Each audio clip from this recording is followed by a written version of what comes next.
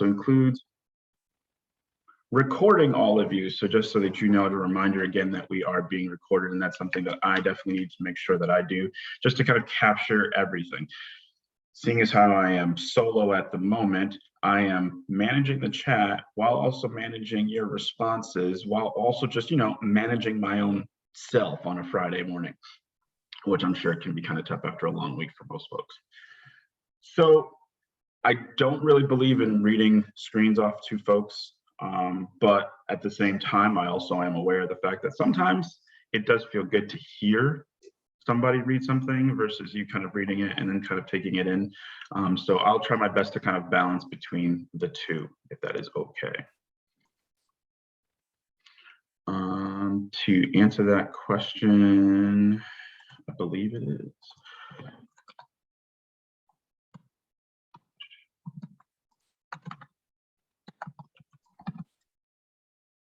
Show of hands out there, folks that are classroom teachers. Yeah, hey, sorry. Yeah, that was me. I'm Harry. Appreciate what you guys are doing here. No, I'm not a teacher. I'm just, there's like a career day thing. And so I've got to speak at 9, so I didn't know when the comments would start and if the original Zoom information would let me back in here. The original Zoom information will most likely take you back to the main room, at which point you'll then get moved back into this breakout room. So yeah, it's very possible for you to come on back. Okay, great. Appreciate it. Thank you. Cool. But no, I was only asking the question about being a teacher only because I was a classroom teacher prior to this, and the whole Zoom space is interesting in terms of responding to questions in the chat while also engaging. It's kind of like, managing a classroom, but imagine that you're managing 2 actual separate classrooms and you kind of have to go back and forth between the 2 and not actually seeing the other one. But anyways, I digress. So as was explained earlier, these are the 5 areas in which the SDE is seeking input. And there's been a couple ideas on how to go about doing this. Obviously, writing it in the chat is definitely one way to capture it because we will be saving the chat. Another way, obviously, is for you to share vocally as we are also recording that. So whatever is the most comfortable, but I also want to make sure that it is the most engaging. Like I said, trying not to be a game show host, so hopefully that works out pretty well and I can keep you all entertained as well as informed. So our very first area describing the state's current status and needs. Like I said, I'm not going to read through everything, but I will read this question. Given the progress and promising practices coming from the CSDE in the last year, are there any other unidentified needs you would like to mention? In particular, what other needs should be accounted for when it comes to student populations most impacted by the pandemic? Big question. You may have read it beforehand. By all means, please feel free to respond in the chat, but we will definitely create time to respond vocally and in discussion.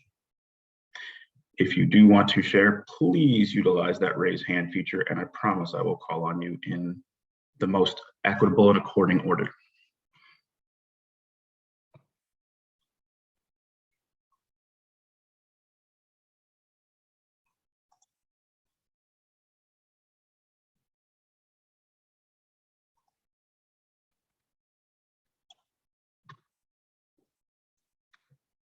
Also, please know I might ask you to specifically expand on whatever it is that you share in the chat.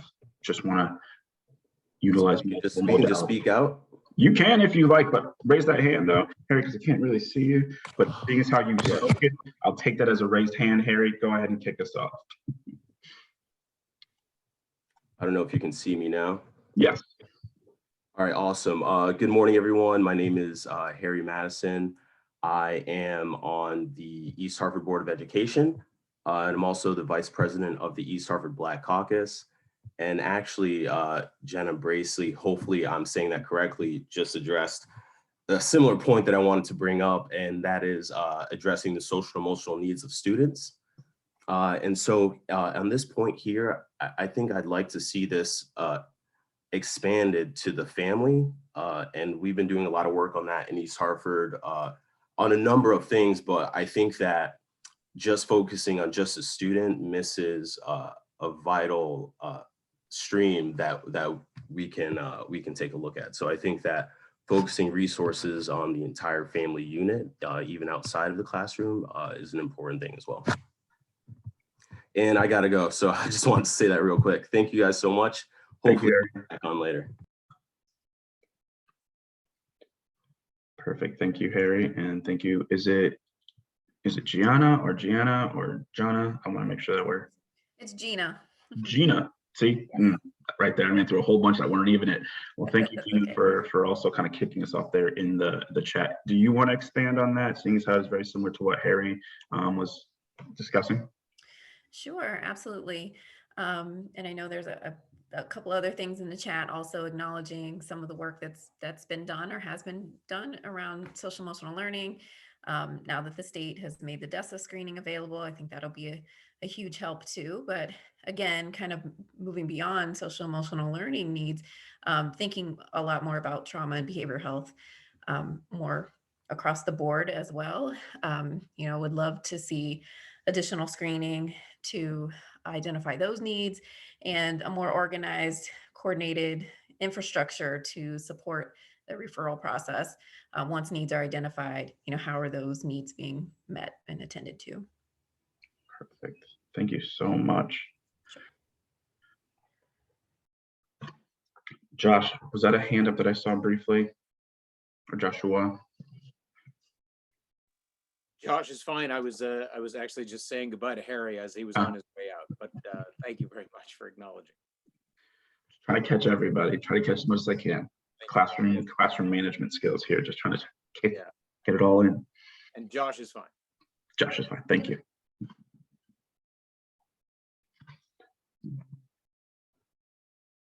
Yes. Is it Slubomsky?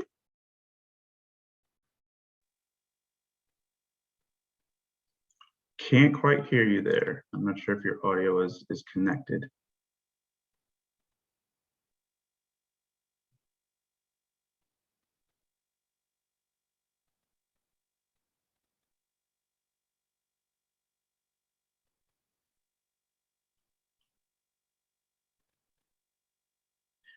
Gotta love our technology these days, right? I've been dealing with a camera issue for the last week or so, but I think I got it working. Once again, the lighting still needs some work though. Slubomsky, as you get yourself organized, I'm gonna go ahead and see if we can give the space to someone else that might be interested to expand. Carol O'Donnell, you talked about expanding parent leadership training and centering entity to, or is that equity, to connect parents to leadership positions and support ongoing parent input. Is it possible for you to expand on that, please? Yes, good morning, everyone. We've been working, I'm with the Connecticut Early Childhood Funder Collaborative, and we've been working with SDE and the Office of Early Childhood around expanding opportunities for parents in leadership positions. We have parent leadership training programs, PLTI, PEP, Parent C, but they're limited. And in fact, for PLTI, the funding is 50% of what it was even 10 years ago. And because of the limitations, then only so many communities, I think there's about only 12 or 13 communities have PLTI programs. And sometimes it can vary from year to year. So we really need an opportunity to expand that so that we can get parents into, we can get parent voice in all sorts of, whether it's in nonprofits, whether it's in municipal government, boards of education, school councils, governance councils, but we need to provide them with sufficient training. And then we also need to create some sort of a database so that we can track these graduates and make sure that we, match them with opportunities. So we have the basis to do it. It's just an opportunity to expand it, kind of a once in a lifetime opportunity to expand it and really embed parent voice, not just in terms of placing parents in positions, but just incorporating it as a best practice in multiple venues. Thank you. Thank you very much for that, Carol. Anyone else want to speak to something along those lines?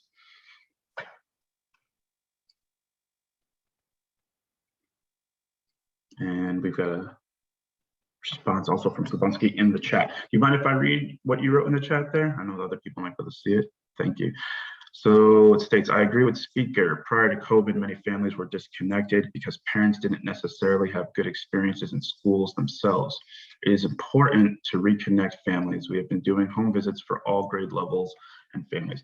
So that's good. It seems that there is an overall want to work towards incorporating the entire family, right? Recognizing that, you know, even though we are working with the students in the building, they're still connected to this community that is their family unit. So for the school districts and the Connecticut State Department of Education to kind of work and collaborate with those family entities would be very, very important.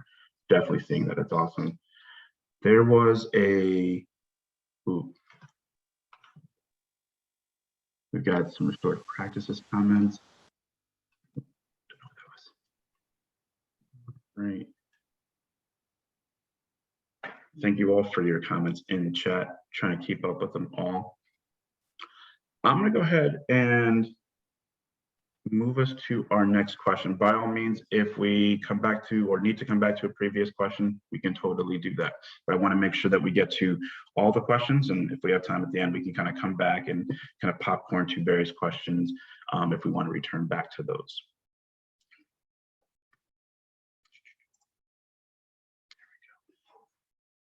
So our second topic here, safely reopening schools and sustaining their safe operations. Once again, I'll read the question. How might CSDE best support school districts in sustaining their safe operations and preparing for fall 2021?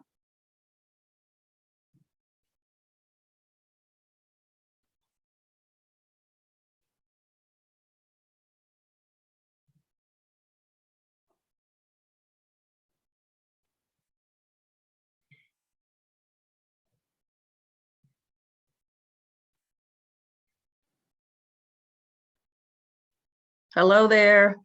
Folks, Paquita's here. Please welcome Paquita. I told you she'd join in. Told you she was coming. Good morning, everyone. Welcome. Welcome, Paquita. We are right in the middle of question number 2. We've gotten some really great responses thus far for question number 1. Got a good group here. I also recognize, folks, that it is very possible that 1 or 2 of these questions might be, you know, your niche, so to speak, like, you know, that spot where you definitely want to speak up to. So once again, another reason for why we want to try to get to all the questions, so that as to highlight whatever piece you want to share and have some input on. And I'm going to grab a document and do some, you know, note taking as well. Thank you.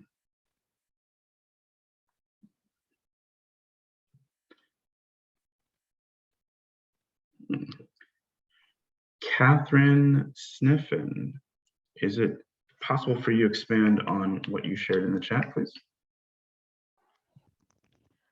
Yes, I feel that our LEA has been incredibly responsive to us when they are able to. I'm not sure which chat I've put in quite a few, but for example, when the superintendents were all meeting, we're a small school, we're not under any one of the towns, so it was months before we were included in the CDC training. When resources are given to the public schools, sometimes they're worded in a way that the LEA can reach out and offer those to us too, and sometimes they're worded that they're for public schools.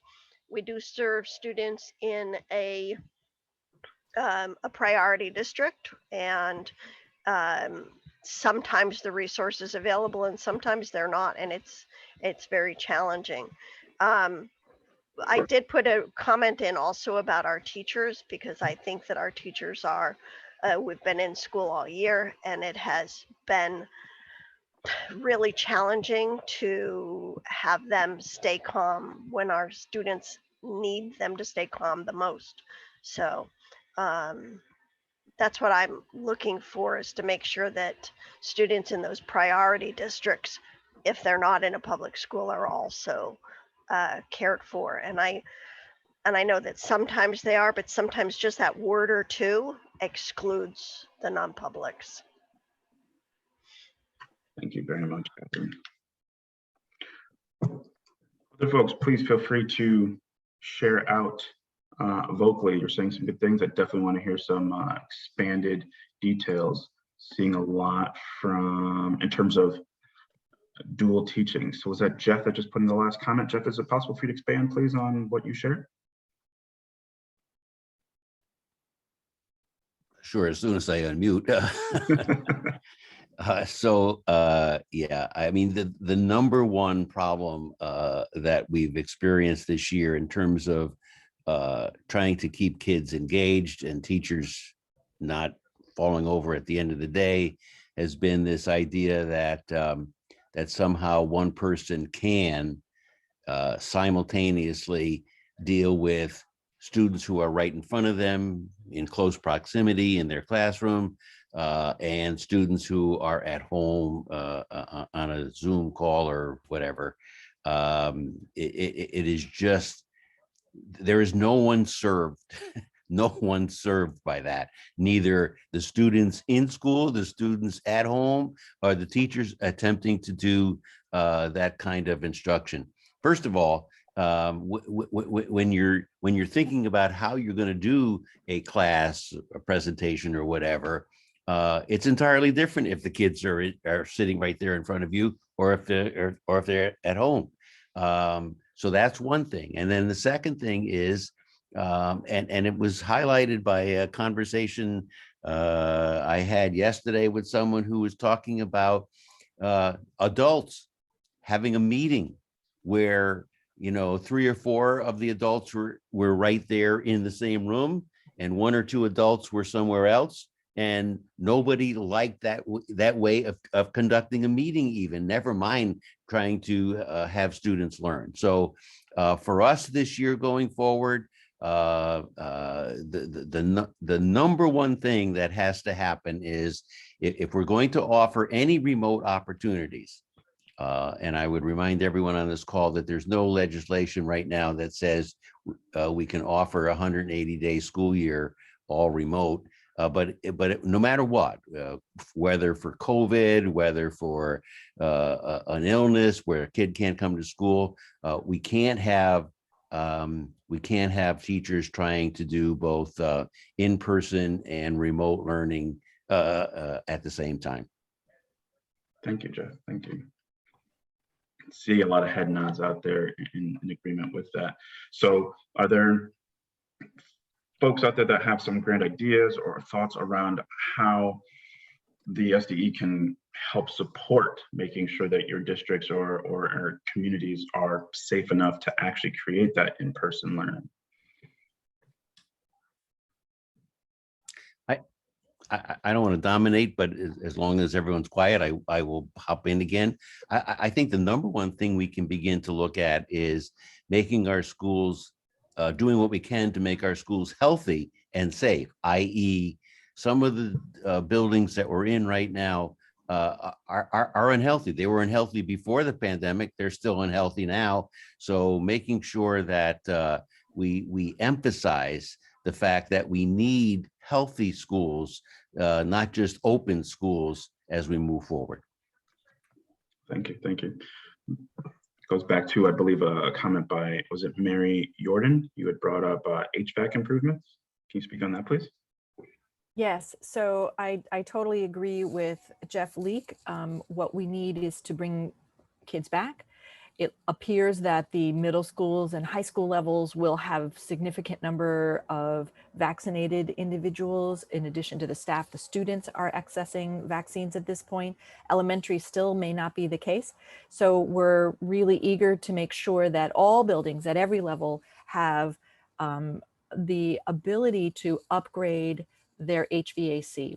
We were able to identify lots of needs last summer, but actually not address them. It takes money to put in ventilation. We have many schools that have mechanics from the 60s, from the 70s. We have hallways typically with no ventilation at all in some of these older buildings. There are lots of very specific needs that we've already kind of identified in many cases, but not been able to really address. So we would love to have some type of program that would make funds available for construction for significant HVAC upgrades in buildings. And also communication about indoor air quality, because it makes no sense to do all this work over the summer and then not require some type of reporting out of what the air quality is. We've been watching an indoor air quality legislation make its way through, and I think that will help to provide a lot of confidence on the part of the entire community about the state of the air quality in the buildings. And then we're eager to see how the testing program rolls out. I think having even if the elementary students cannot be tested, cannot be vaccinated, having a program of testing to determine when the outbreaks are occurring before they really become significant. So a lot of steps that the state can provide in that regard. Thanks. Perfect. Thank you very much, Mary. Appreciate that. All right, I'm gonna move us to our next question. Like I said, we will come back to previous questions if we have time.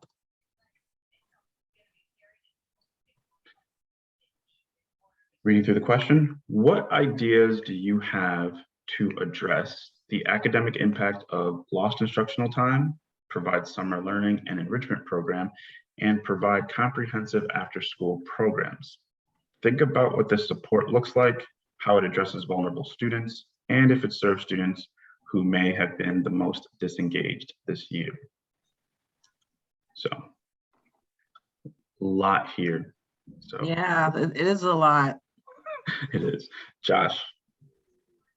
Thank you, sir. Yeah, that time I was actually raising my hand on purpose. See it. Thank you very much.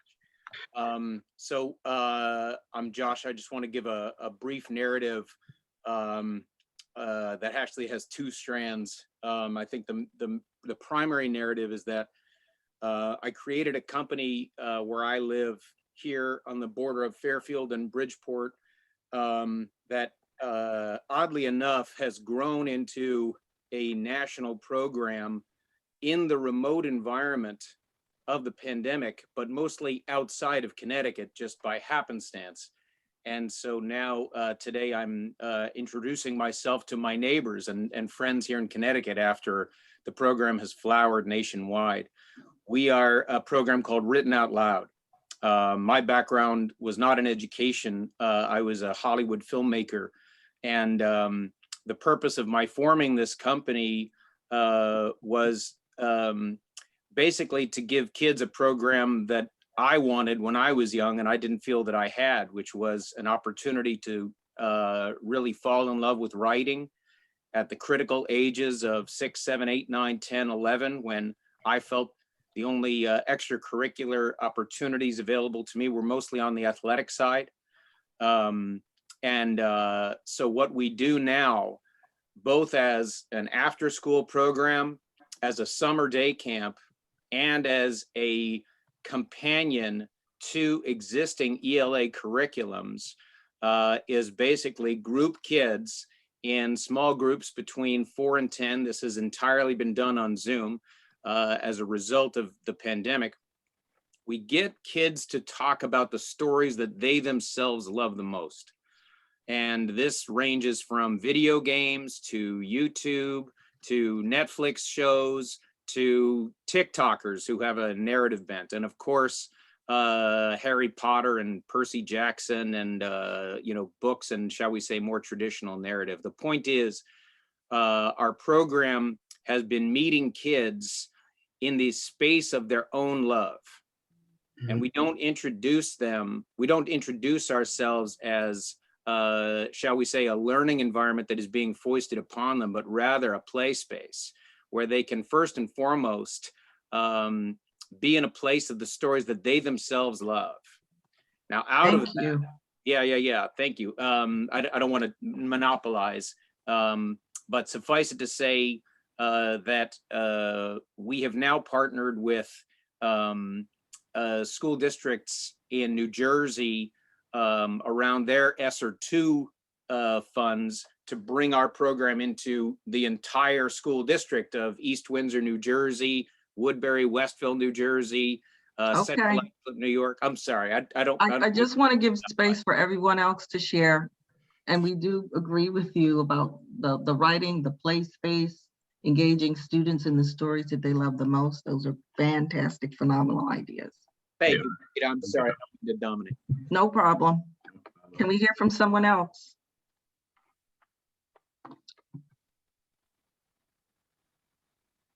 And to build on what Josh was talking about, and looking at our question, those students that might be disengaged, what are your ideas, culturally relevant ideas to address students that might be disengaged? What would that look like? What are your ideas? If I could jump in, I think one of the things that we need to do is just create a standard definition of disengaged students so that they can be prioritized across districts. And I think that guidance from the State Department of Ed of providing a definition of what is an engaged student, what is a disengaged student, and then prioritizing those students who qualify as disengaged under that standard definition, really prioritizing their enrollment in the summer learning programs and enrichment programs, as well as after school programs, will be important. Thank you. Thank you. The financial piece of summer programs. I'm a grandma. I've been in the childcare field for all my adult life. What are your thoughts about funding those summer programs? Any ideas about what that might look like to get the students that have the most need?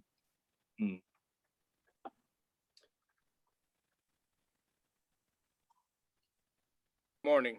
This is Nestor Leone from the workplace. We're Southwestern Connecticut's Regional Workforce Board. There are interesting models that discuss, particularly in summer, incentivizing either classroom or work experience opportunities so that we can give them different avenues to learning. The state does some now. I think there's about 4.5 million that goes out to the regional workforce boards to provide that.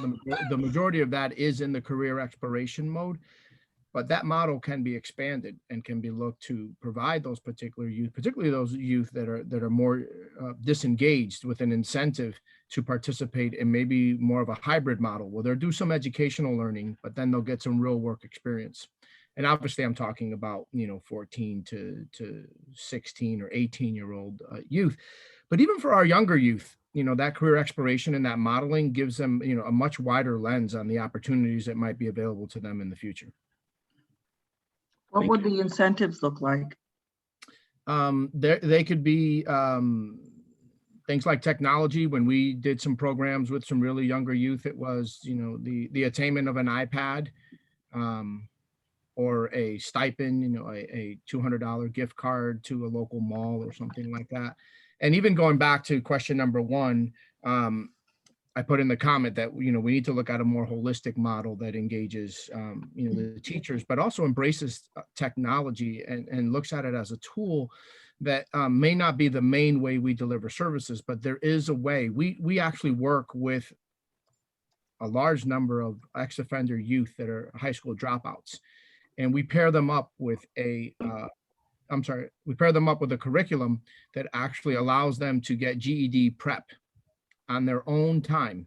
And you'd be interesting to see the data that the majority of those individuals are logging in at 11 o'clock at night, at midnight, when all of their other family chores are done. They put their kids to bed, they've done their laundry, they've done everything else, and now they have that time to be able to access that. So as a tool, it can be used to increase their ability to advance. But we need to embrace, the community, and that's workforce development, that's employers, and build models that, and again, start small, but then, expand upon the scalability of that support that. One of the things that we were seeing in workforce development, and particularly with our at-risk youth, was that you can give them technology, but that doesn't necessarily mean that they know how to utilize it. Nor do they have all of the access that some of us take for granted. Therefore, we've created additional barriers just by giving them those particular access points. But I guess to my main question is that, my main statement is that we might want to look at a hybrid summer initiative that incentivizes youth, but gives them some career exploration and some work, which many of them, might be a little bit more excited about than a traditional classroom setting over the summer, and include educational advancement strategies in that model. Perfect. Thank you, Nestor. Appreciate that. Susan? Hi, good morning, everyone. I'm Sue Ferguson. I'm from Torrington Public Schools. I did put something into the chat about this, but we're so excited about it. I just wanted to just mention it really quickly to you all. One of the summer learning opportunities that we're offering for our students here in Torrington is called a PIP project, a personal interest project. We're partnering with our RESC to make this happen. We are training a cohort of teachers at the end of June. There's a specific curriculum around this.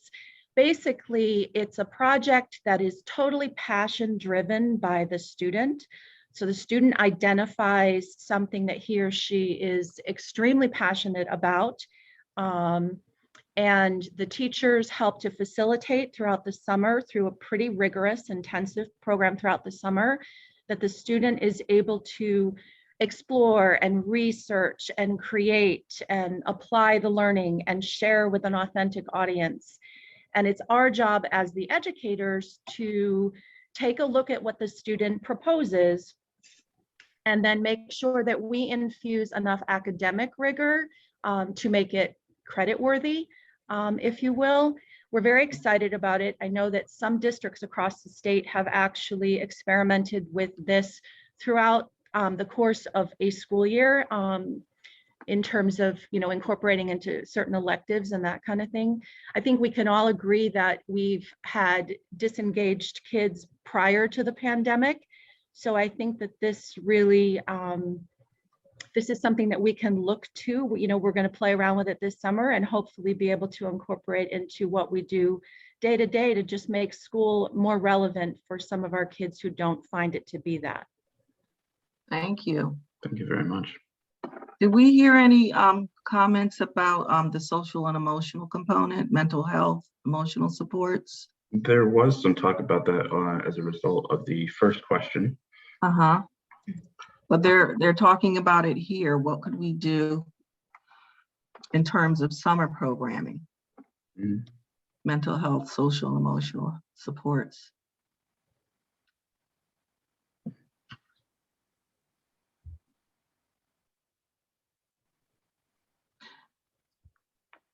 I imagine, based on what a lot of folks were talking about before in terms of including the family in a lot of those social, emotional, and mental health disorder supports.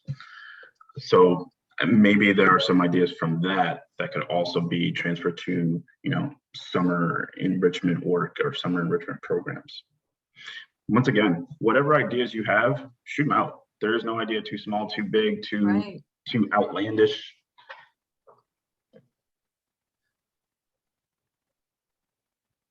Even a component that they may have in a summer camp program, they could do some mindfulness, those kinds of things, give kids time to have discussions about their emotions.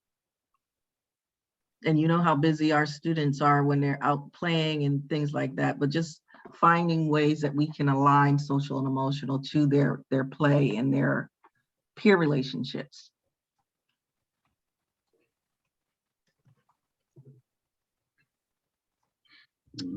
Carol's putting in build on pre-K transition community engagement structures across academic SEL as required by ESSER. Could you speak to that a little more for us? Sure, good morning. We have been working, Philanthropy had been working with SDE last year with Lisa Lomenzo and her team around building out pre-K to K structures where we could engage the community, working more closely with school districts to connect community services to schools. And we did a pilot program with, I believe, I want to say 6 or 8 different districts across the state. And so I think there's an opportunity to build on that. And as you well know, that was required in the ESSER reauthorization, that state departments of education begin to think about 0 to 5 services. So we have a start there. And I think having those engagement structures in multiple communities, we have them in many, so that we can bring those community resources to students in schools. I just want to be clear, are you making a suggestion for 0 to 5 summer services? Actually, Or it's interesting you raised that, Pakita. I was ruminating on that, quite frankly, because so many young children have also experienced trauma, right. and oftentimes are challenged to how to describe how they're feeling. So I'm wondering if some form of a summer program, we know K-transition can be difficult anyway, particularly for children who are coming from more non-structured settings. But now we have a lot of young children who are coming from non-structured settings because daycares and centers were closed. So might we consider some sort of a short-term program, effort, et cetera, to get them so it's not such a steep transition when school actually starts? Thank you. Love it. Great ideas. Embedding trauma approach in the summer programs would also identify behavioral health needs and link to services where needed. Yes. I see lots of things in here about how they integrating the theme with SEL. Seems like SEL is permeating a lot. It seems like it's on the forefront of a lot of folks planning and definitely intentional focus. So I appreciate that coming from an SEL background as well. So thank you all for those ideas and those thoughts. All right, so want to move us to our next question just to make sure that we touch all the questions. By all means, feel free and refer back to any previous questions if need be. Our next question is relating to supporting the LEAs or the districts in planning for and meeting student needs. So similar, but I'll read the question. How might you want CSDE to support districts in developing high quality plans for their use of the ARP ESSER funds?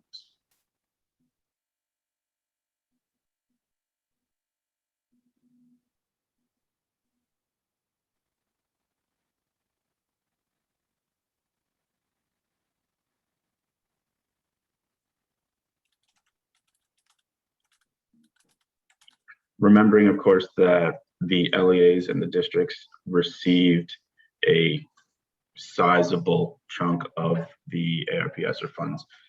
The SDE obviously has got the 11 million portion, but then there's the whole 995 other million that have been dispersed amongst the districts. So this is really a question that's really asking for how you would want the SDE to support those districts in how they go about planning the use of their funds.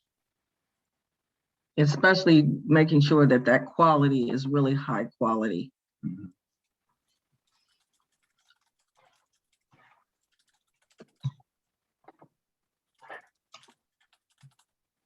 The FAFSA submission for school counselors.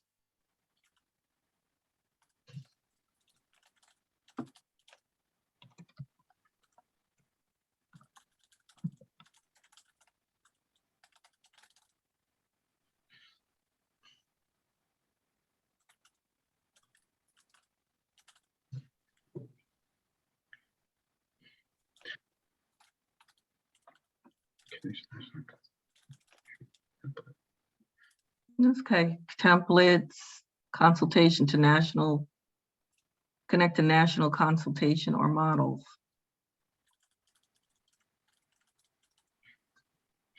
What would be included in these models or templates? Is there like a specific focus more so than anything else that you would want the SDE to kind of impart on the districts?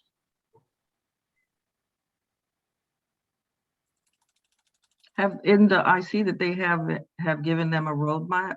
Is there criteria within that roadmap of focus areas? You know what? I'm not sure. Anybody familiar with that?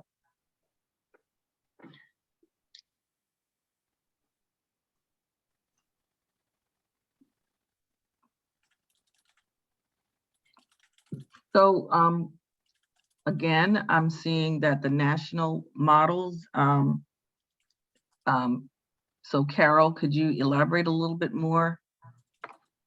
I mean, my focus because of in philanthropy is around early childhood. And so I've been in conversations with national funders, large funders, you know, Heising Simons and Buffett and Gates, et cetera, in through the National Early Childhood Funder Collaborative. And they've been referring to consultation efforts by national funders around K-12. And what kind of consultations can they provide to states, whether it be early childhood or K-12. So I think if CSDE could connect to those efforts, and there may be information there that we can either develop a template, because districts are under such stress.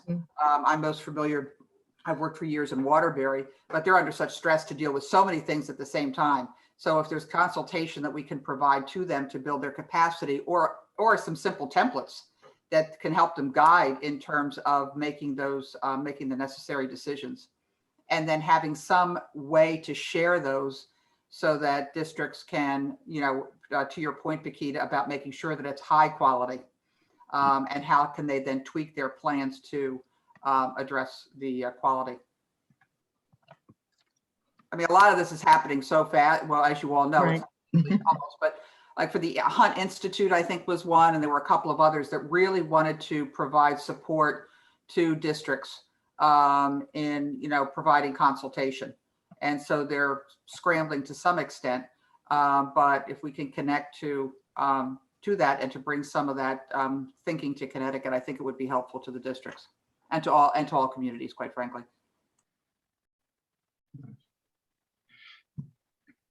When I see this particular section, kind of it has me focusing back on what was said earlier at the top about just having an equity focused lens, right? As we talk about this opportunity to meet student needs, it isn't just so much the needs that have arisen due to the pandemic, but it's also the needs that have always been there, the ones that have been exacerbated, so to speak, in the last year or so. Yes, I do agree with you on that.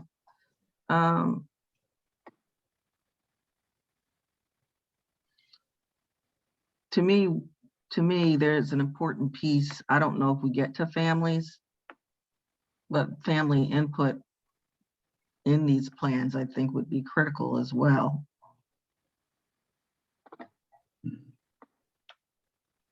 And even ways that districts can partner with the community resources. And I mean, even Josh's company, what's out there in the community that we can tap into and align with our school goals?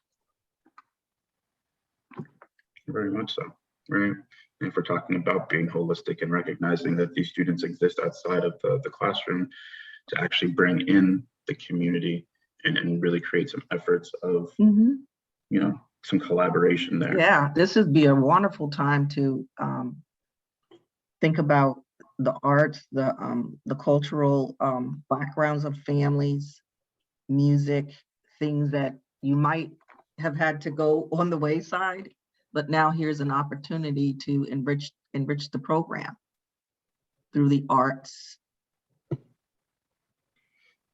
All of that can be easily aligned to whatever your goals are.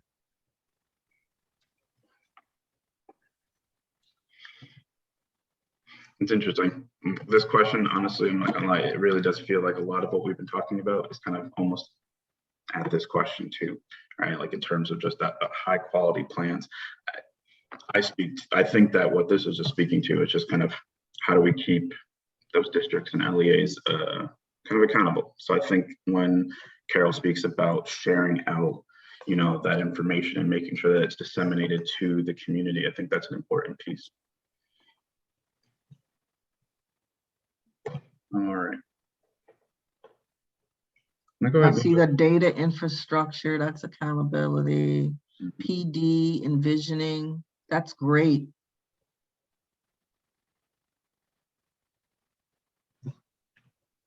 Good stuff. All right.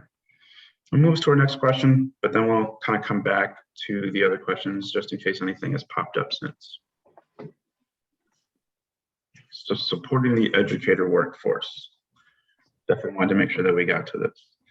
So how might CSDE best support the educator workforce, both in supporting current educators to address students' academic, social, emotional, and mental health needs, and in recruiting a diverse pool of new educators to fill vacancies caused by the pandemic?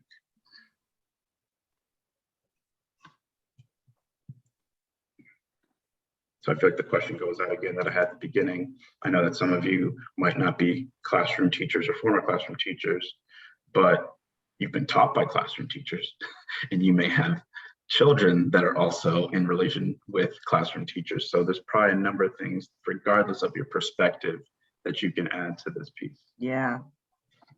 So the PD model, to me, that leads to college credit or degree credit. I mean, if they could build that system so that it's connected to higher ed, is one of the things. And this is for CSDE.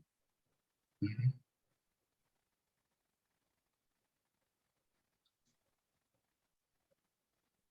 Or is this about the school district? So that's my question. Or is this question about the CSDE or CSD's role in supporting the educator workforce? Because they're talking about recruiting new educators. It is about the CSDE's supports, but I think that, yeah, I'm seeing how they've made allowances for expansions for para-educators. It's those substitutes, but is there, you know, set aside funds so that you can take a course and be reimbursed? Catherine, you capitalize funding. Speak on that a little bit, please. Yes, when you've got a small organization and the regular funding model needs some extra support, can some of these funds possibly be used to help support? I know my counselor would do better on roller skates, except that we're on 4 floors, going from one crisis to the other. Administration has helped in there. There have been no substitutes because of cohorting and things. And so there's been so many people stretched beyond. And even as we move into a new school year, we're going to want to make sure that we have the appropriate supports so that learning can continue, so that we can continue to have some rigor to help bring and scaffold the support and try to keep students at or near grade level. And I know that the funding would be temporary, but some way to not only find the people, but to pay for them would be incredibly helpful. Thank you.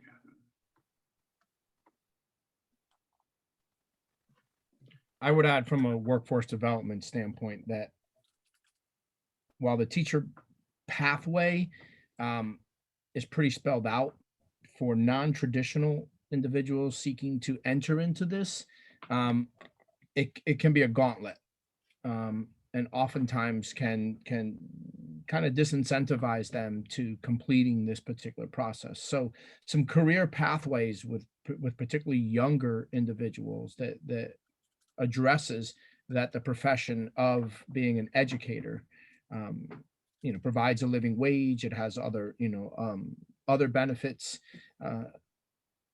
can go a long way. When you look at the manufacturing kind of situation here in Connecticut, you know, over the last 5 years, you know, they really have put a lot of energy into creating a different tone around manufacturing. So manufacturing had this dark, bleak kind of pathway. And now if you look at it, they're promoting and they're engaging in advanced manufacturing. And if you look at the community colleges and look at the enrollment, there is a big uptake in manufacturing. So I think there's got to be a dedicated marketing plan around making sure that we can,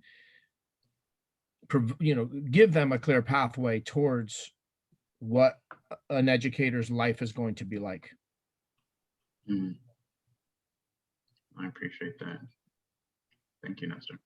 Very good. Jenna? Yes. Hi. I gotta go back and see what I wrote. I was reading everybody else's comments. I had to put a few things into one comment because I think there are multiple approaches that could be taken here, and there's no one silver bullet. But I think I started with train-the-trainer approaches. I think this is short-term, one-time funding, so the ability to develop internal capacity at the school and district level is really important to be able to sustain that over time. I had included integration of trauma-informed approach again, but district-wide, again, can't say that enough. Equity being at the forefront of at all levels, and that's meaning, locally, district level, state level. Enhanced support for staff wellness. We talked a lot about student support today, but also can't forget support for staff and educators. I'm not one myself, but have tremendous gratitude and see that a lot more needs to be done in terms of policy and practice changes to better support the educators and staff too. And then enhance school, family, community partnerships to really build that capacity and coordination. And again, more sustainable kind of infrastructure that can be there throughout time. Thank you very much. I'm big fan of the training model, right? As you said, this is and I believe it was said before too, this is kind of like a one-off. There's no guarantee that this is going to come again in the years to come. So how do we best utilize what we have in the moment that we have it, right? While maximizing our resources. So that idea of training folks in those folks that are internally so that they can then train others, right? It's nice, it'd be great to bring in more staff, and sometimes that feels like the obvious solution is to bring in more staff, but if we no longer have funding to support that new staff, then they go away, and then we're kind of back in the situation that we were in before, right? But then it's a question of okay, what are we, training folks in? And I think this is where that equity and also that SEL mindset comes into play. What is going to be the most optimal and ideal training to give our educators in order for them to have that continued ability to support not only themselves, but definitely our students. Yeah. I would just add one thing with that too, is that I think the pandemic has certainly showed us an opportunity to sort of retrain or reorient folks who have strengths in particular areas. We talked a lot about the disengagement of students, and a lot of times it's just, finding that one person who can connect with that student, and it might not be their individual teacher or the one person that they're in the Zoom room with, but maybe it's, it's a different staff member at the school that has a relationship with that child or has a knack for building relationships with a lot of students. So finding a way to cultivate those strengths in existing staff and team members to kind of fill those gaps that are needed. No doubt. That's great.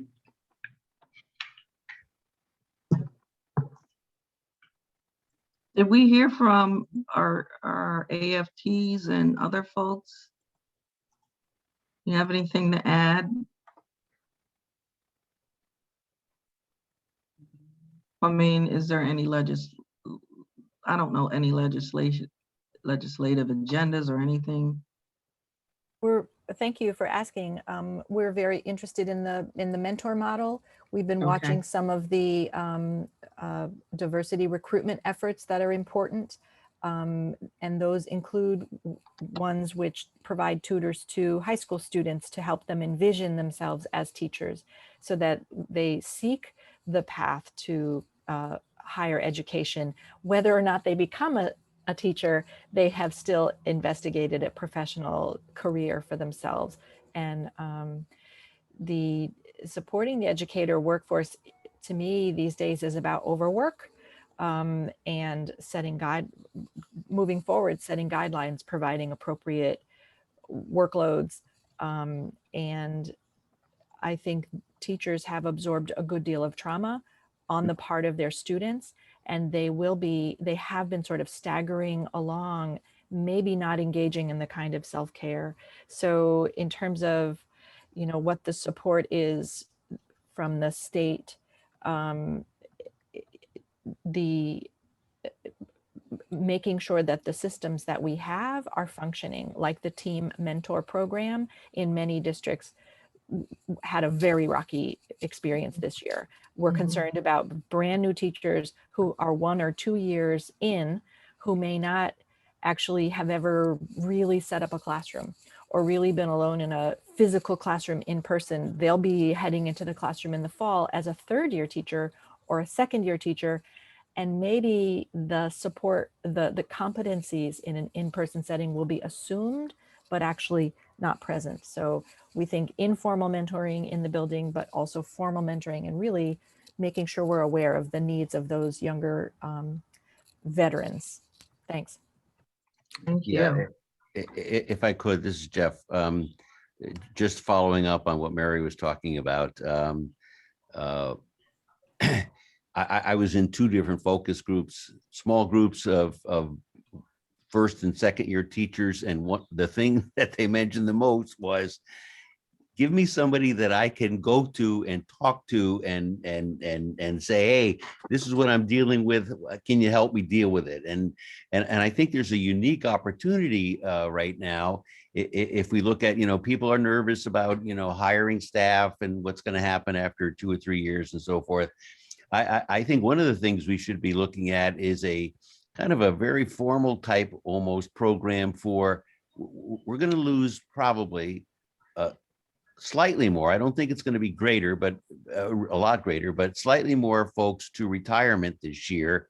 But connecting with them and saying, hey, would you mind spending a day or an afternoon or a morning or whatever back in school and helping that newest educator who's coming into the profession and moving forward. So I think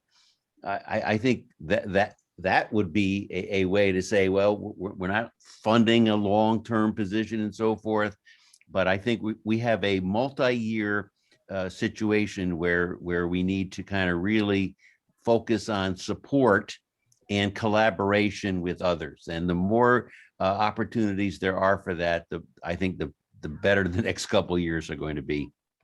Thank you, Jeff. If I'm hearing you correctly, Jeff, are you talking about retired teachers kind of coming back and then working with those new teachers? Absolutely, especially recent retires. Again, I know in a couple of districts that we represent,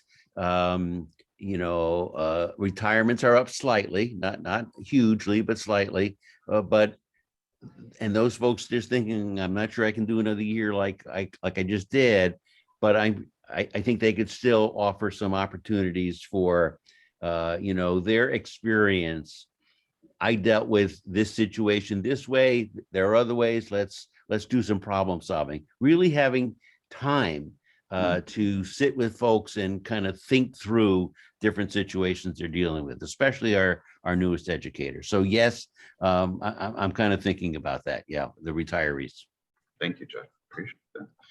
And then just goes to show, like in the education world, right? And I even think about the fact that this was the last question where it's actually talking about the educators, but I never really think of questions as ranked. The reality is that any of the strategies and ideas that we think of that are going to help our students thrive and be successful are the same strategies that we can probably use for our educators as well, right? Because at the end of the day, we're all people and we all have like these different needs, all social emotional needs that have come as a result of this pandemic or even previous, discrepancies or previous issues, so to speak. I speak from the perspective of being, a Black male teacher in the state of Connecticut, and I know that we are not that plentiful. I'm very much aware of that, and I'm very much aware of what that experience is like. So for Jeff to talk about mentoring teachers to come in, it'd be really nice if there was like, you know, a retiree of color or a Black male retiree to kind of come in and like, you know, I would have definitely appreciated that, especially if I was teaching for like, you know, my earlier years during this particular time. So I'm big on supporting the mentoring model for educators for sure. I'm looking at the question too, and it's talking about how CSD can support current educators addressing the academic, social, emotional, and mental health. Did we get any ideas for academic, social, emotional, and mental health? How might CSD best approach that, our workforce?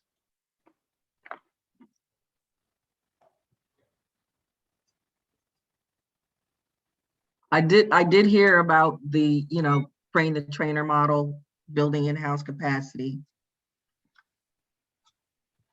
But is there like specialized opportunities for these themes of social emotional and these themes of really giving support to the students that are in the most need categories for learning difficulties?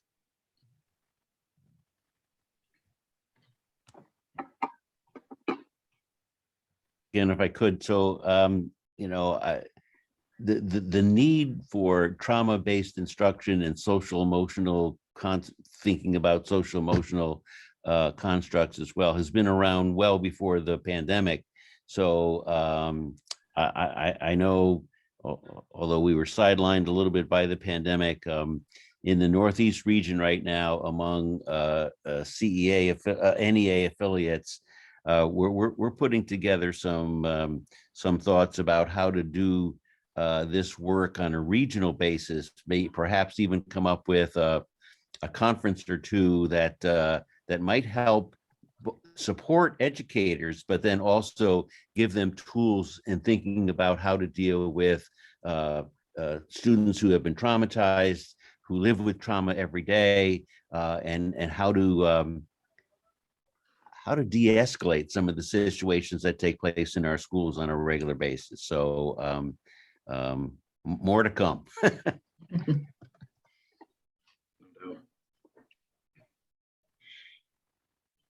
No, that sounds like a really good idea. In my head, I'm thinking too that there should probably be some assistance on, like, you know, how to, I guess, work through their own traumas that they've experienced. Right.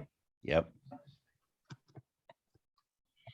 If I can just follow up on Jeff, I think that teachers, all certified staff in the building, actually all employees of a building, can generally manage their mental health needs if the building is very well run. So to the extent that we have an effective SRBI process, to the extent that we have actual implementation of restorative practices, not just talking about it, if we have really good supports that are well oiled and people know their roles and they actually work, I think when we feel effective, when we're working hard, but we're having impacts and our students are served well, we can sustain ourselves. Mostly. Mostly. No, I And agree. culturally responsive pedagogy and those relationship pieces, how do you see those playing a role or in that well-run school building idea?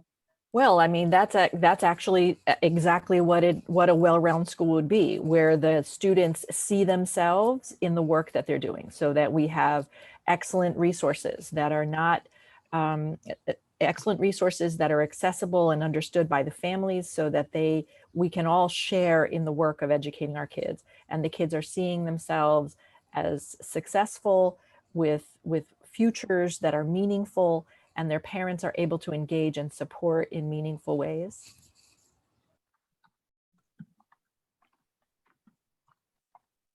Thank you for elaborating on that.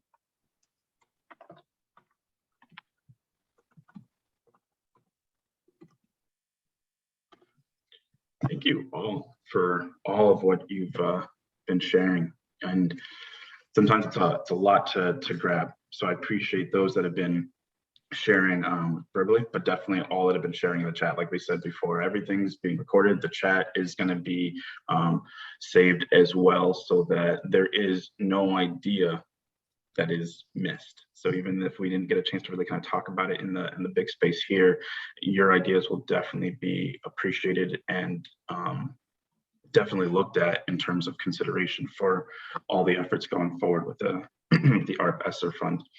So I believe I have. Can everyone talk? Okay, yeah, I wasn't sure because I came in late, but so I might have missed this. I'm Dr. Heidi Gold-Dworkin, and I have a education company called Little Scientists based in Connecticut that I founded 26 years ago. I know about you.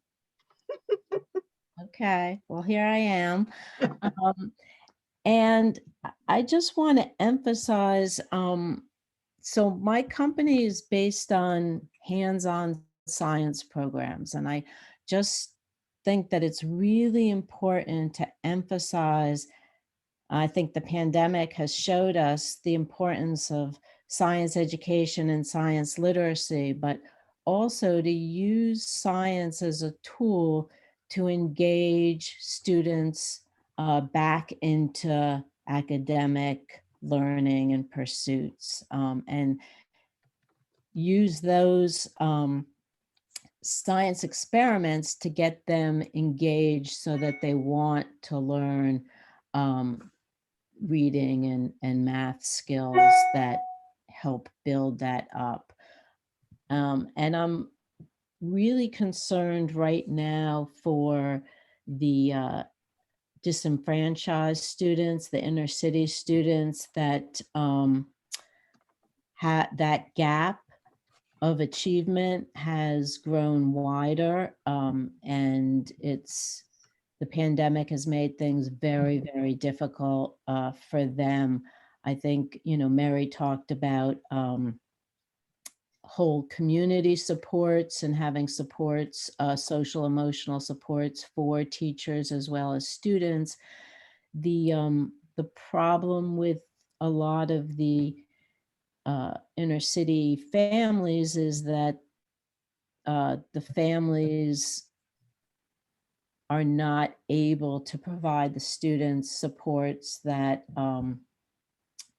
that can be found in more affluent communities. So we really need to look at that that very carefully, and in terms of sustaining programs, if we can bring in more the retired teachers as consultants and mentors, guidance counselors that can work part-time during this crisis, and also programs like Little Scientists or other, STEM-based programs that can come in and provide the science programming as extra supports for the teachers during this time. Oh. Thank you for that. I think for that. I mean, I'll even go a step further as we think about the equity mindset. Like you brought up a term, one that I try to stay away from, is just kind of like this inner city label. But I recognize that if we're speaking equitably, it's important, I think, for us to recognize too that, especially in this state, that we are widely diverse across the spectrum of what a district could look like, whether we're looking at something that is more suburban versus more urban or city or more racially diverse. But we also have a very large rural community in this state as well, that also I think sometimes is left in some dire straits financially as well. So I agree with what you're saying, but I also want to make sure that we include those communities in the conversation, as well as communities that are also in need. Yes. Very much. Absolutely. Well, thank you. Hold on, I think I actually have a thank you slide. Yes. Yes, we do. We have a thank you slide. So we want to thank you for taking the time for sure.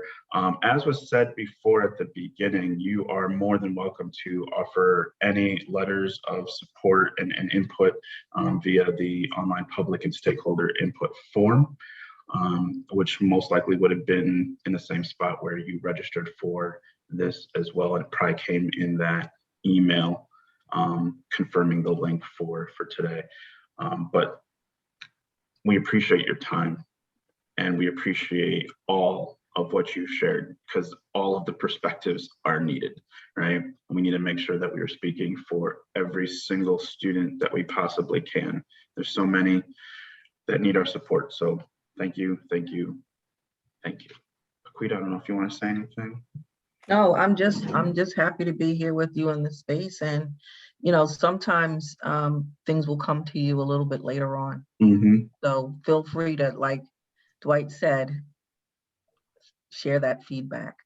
Please. Even talk to somebody else about it that wasn't here today. Get their input too. We want as much as we can get that represents our community here in Connecticut. Correct. All right, folks. Want to honor your time. It is 10 o'clock. It is Friday. Hopefully your Friday isn't too busy and you can kind of relax into the weekend. I hear it's going to be a particularly hot one, depending on where you're located. But thank you all and have a wonderful, wonderful weekend. Yep. Be well.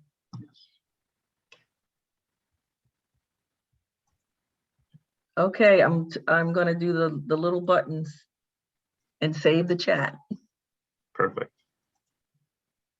And don't stop recording until I get it done. Okay, it's saved. Saved it as well. Okay, where does it go though? It goes to your local folder. So you'll actually find it in your computer folder. Okay. There's one that probably comes up that literally Okay. Zoom. So, all right. So it is saved. I'm going to end our recording as well.